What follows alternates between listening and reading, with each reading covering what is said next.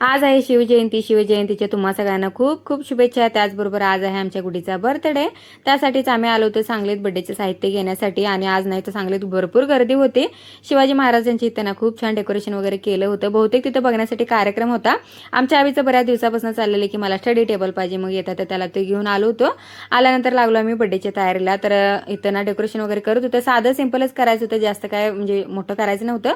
माझं असं म्हणणं होतं की फुग्याचंच फक्त डेकोरेशन करूयात, पण गुडीच्या दादाचं होतं की नाही बॅनर लावूनच करूयात, म्हणजे गेल्या वेळेचा होता तो. त्यामुळे म्हटलं चला त्याची इच्छा आहे तर करू देत म्हणून ना असं काय डेकोरेशन केलं होतं.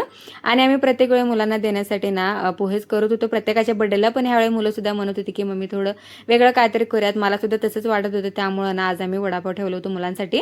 आणि इथं बड्डे गर्ली मस्तपैकी केक कापला. त्यानंतर आम्ही सगळ्यांनी ना त्याला केक भरवलं.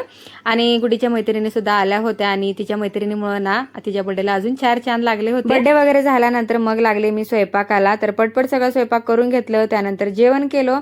तर चला आजचा व्हिडिओ इथे संपवते. भेटूयात पुढच्या व्हिडिओमध्ये. तोपर्यंत बाय.